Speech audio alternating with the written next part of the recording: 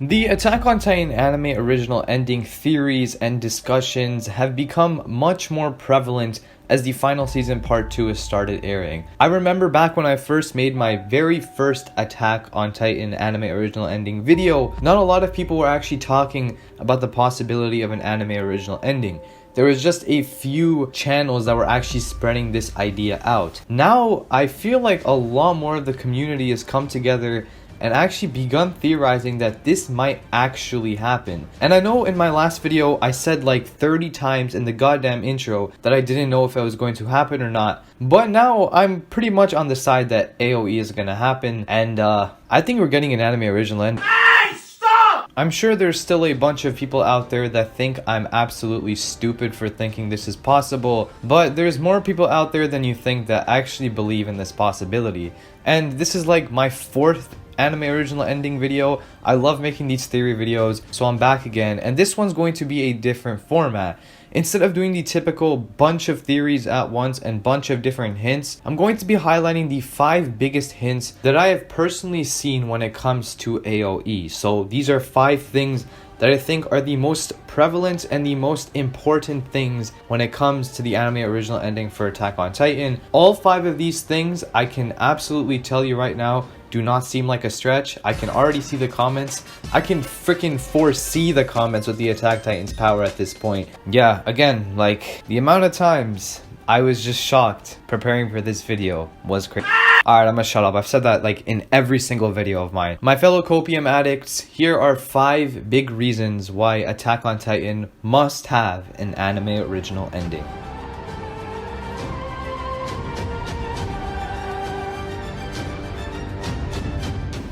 So number 5, the, I guess you could say least, which is crazy how I'm saying this is like the least prevalent thing, but Akatsuki no Requiem. Akatsuki no Requiem I talked about in my other videos, but pretty much is this music video that highlights this original ending that Isayama pretty much planned and put it into a music video. And in this music video, it was this very like weirdly animated and weirdly drawn out music video that showed a lot of hints towards different characters in the story. And let me tell you, when you analyze this music video further and further, you can see the ridiculous amount of hints that it has. In all 3 of my past videos, I highlighted Akatsuki no Requiem, and let me tell you, if you check out those videos, I'm pretty sure you will understand where I'm coming from, because this music video foreshadows so much. Just to highlight alone the fact that this person in the black coat and the black hat represents future Eren, and like that white character represents Kid Eren, should just go to show you how Linked Horizon and probably Isayama decided to make this music video to hint at the fact that Akatsuki no Requiem is in fact part of, or maybe even entirely, the new ending for Attack on Titan, being the ending to the anime. There's even resemblance in the first few scenes of this Akatsuki no Requiem music video. If in fact that white character is Kid Eren, it resembles greatly with the final season part 2 ending. And the final season part 2 ending has a very interesting name, Devil's Child. The anime original ending theory is that Eren has a kid with Historia, and if Eren is considered the devil of the story, then his child would be kind of like the devil's child. So yeah, that obviously sounds like a stretch, except the lead singer, or the singer of that ending, tweeted something that hints exactly what I just said. I'm getting way too deep into this. I'm supposed to only be talking about Akatsuki no Requiem, but I had to bring that up. Number 4 is the fact that there will probably be a part 3 to the final season. A part 3 could be a final like 3 or 4 episodes, which would kind of be weird, or it could just be a movie, which I think is most likely to happen. The final season part 2 has been set to end at 12 episodes, and I'm pretty much certain that it is confirmed to be ending at 12 episodes. And if it does end at 12 episodes, it seems to be aiming towards chapter 131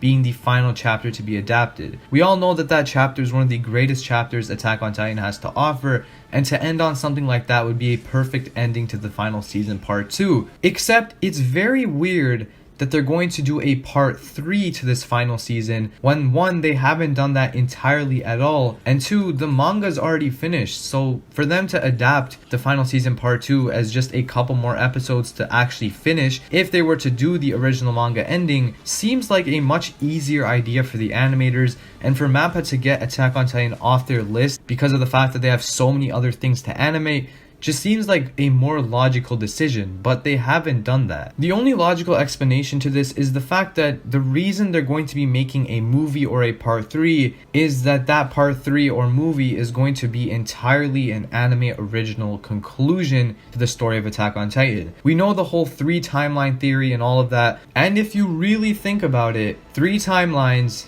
and 3 parts to the final season, there's a lot of symbolism going on here.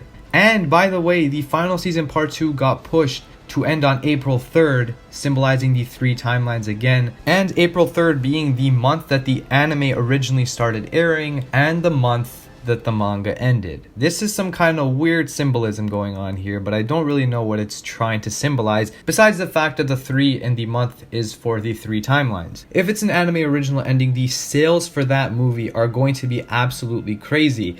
Even if the anime original ending is bad, the controversy and the theorizing and all of that stuff from the fan base is going to cause that movie to be probably one of the best-selling anime movies of all time. The third thing that I'm going to be highlighting is something I talked about many times in my other videos, and it's Eren's dream. Eren's dream is something pretty much like one of the strongest things I have to talk about when it comes to AoE, and one of the strongest things I have to back up my statements about this, because I just don't see how they're going to cut out something that foreshadows the ending and that provides so much important evidence towards where the story goes in the end, and they just cut it out of the anime. I don't see why they would do something like that, and I don't see why people just automatically say that it's just a little thing that they cut out, when no, it's not a little thing that they cut out. It foreshadows the ending. Because of the fact that Eren wakes up differently when he's under the tree, because of the fact that in the manga he wakes up comfortable and relaxed like he just woke up from a nice dream, versus in the anime where he just woke up from a nightmare, and the fact that the 2 dreams that he actually saw are completely different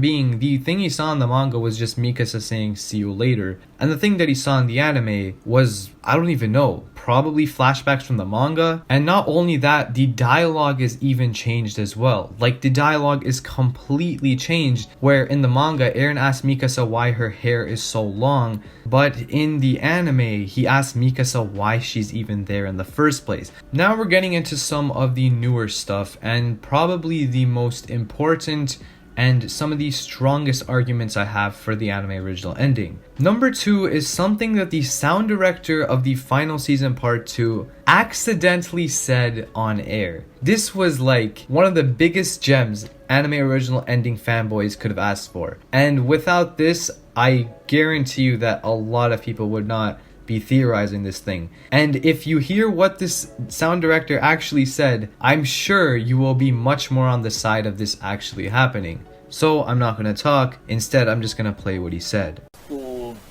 何か聞きたいこと伝えたいこと聞きたいこと伝えたいこともうそれは多分会場で皆さんがね語っておられると思うんで大丈夫じゃないですかねそうだねこのファイナルが本当に原作通り終わるのかどうかそこをちょっと皆さんで話し合ってみたらどうですかね。ですね。今のところそんなことはない。そうだよね。そうなんだよね。そうだよね。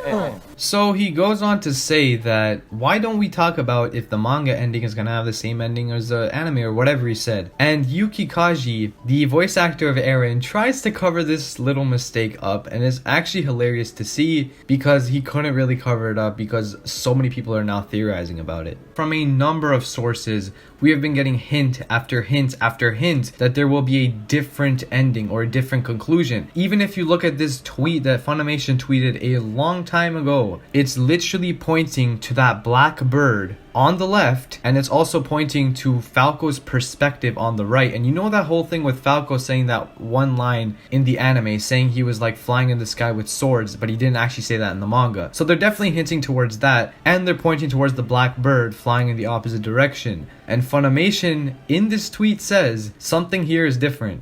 Can't quite tell, but something is different. And they bolded the something is different part. But no, Mappa can actually pull off an anime original ending, right? So now let's get on to the main arguments I have. Yes, all of it was just build up to this final point. There's an even bigger hint towards an anime original ending. Hajime Isayama, the author of Attack on Titan, has mentioned numerous times, I believe in interviews or whatever it may be, that the main inspiration for Attack on Titan was a Japanese video game called Muv-Luv. He's even gone as far as to say that Attack on Titan was a ripoff of Muv-Luv. The story of Muv-Luv, or I guess the synopsis, goes something like this. The world is being engulfed in a desperate 3-decade-long war against the Beta, an alien species that invaded the planet in 1973. Amid this chaos, a high school student named Takeru Shirogane suddenly wakes up from a terrifying nightmare where he sees mankind in utter defeat. Soon after, he realizes that his dream was nothing more than the recollections of his life in an alternate universe. Does that sound kind of familiar? Well, it should, because that's the story Attack on Titan is based off of. The Beta are like these monstrous creatures, and from my understanding, they're similar to the Titans in the way that they're a threat against humanity. Now, if you've actually played Muv-Luv, then I'd appreciate if you commented and said if I was wrong with anything I said, because I definitely do feel like there's some things that I'm missing here, but from my understanding, what I'm going to be sharing is pretty accurate, at least for the most part. First, let's consider Muv-Luv Unlimited to be similar to the Attack on Titan manga timeline, and Muv-Luv Alternative to be similar to the anime timeline of Attack on Titan. So Muv-Luv Unlimited, which is based off the Attack on Titan manga timeline, is actually a sequel to another Muv-Luv game, which is the first Muv-Luv game. So pretty much Unlimited is a sequel to the original Muv-Luv game, which is based on the main character Takeru trying to find love. So it's a pretty basic premise,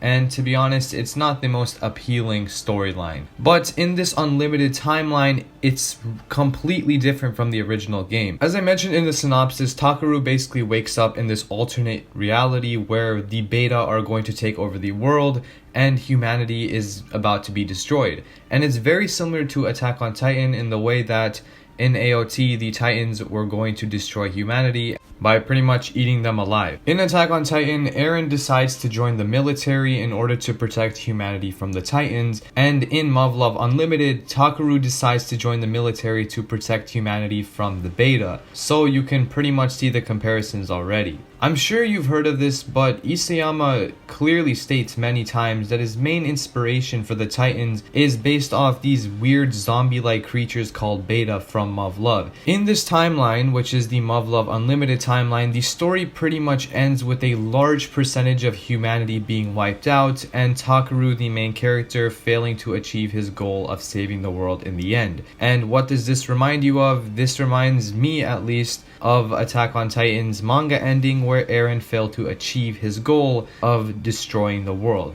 Now, a lot may argue that he didn't actually fail to achieve his goal because he protected his friends and he protected his island for a temporary amount of time, but to me, Eren didn't fully accomplish completing the rumbling, which is what I'm pretty sure he set out to do. This leads us to Muv-Luv Alternative, which is the alternative reality to Muv-Luv Unlimited, or the sequel to Muv-Luv Unlimited. This is the game that inspired Isayama to actually start making Attack on Titan. In Muv-Luv Alternative, Takeru wakes up 3 years after the events of Muv-Luv Unlimited. Now, what does this signal back to? Well, in Attack on Titan, the ending of the manga is 3 years after the Battle of Heaven and Earth, and we assume that the time loop happens right as soon as the manga of Attack on Titan ends. The ending of Attack on Titan's manga, as I just mentioned, is 3 years after the Battle of Heaven and Earth, or 3 years after the events of what we last saw in the manga. In Muv-Luv Alternative, Takeru is able to save the world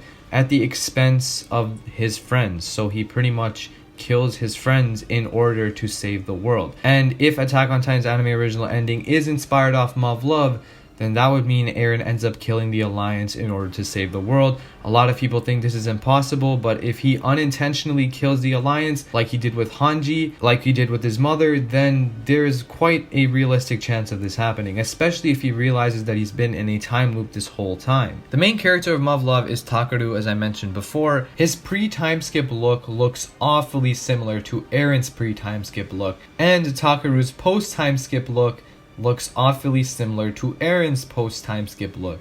The main girl of Muv-Luv is named Sumika, and if you can put two and two together, Sumika, Mikasa, and there's just a bunch of similarities between the dialogue and the quotes and all of that stuff from Attack on Titan to Muv-Luv. Muv-Luv also focuses on major themes that Attack on Titan has as well, like for example, the Beta are a force that fight against humanity, and their goal as humans is to destroy the Beta, and that's Attack on Titan's goal for like the first part of the story. And Muv-Luv also presents the theme that things continue to repeat over and over again, which again in Attack on Titan is very relevant, especially with this multiple timeline theory. So I just gave you a pretty good reason to hop on the bandwagon for the anime original ending, and to be honest, I've pretty much hopped on the bandwagon as well, I'm not gonna lie. I cannot wait to see what Mappa does with the anime.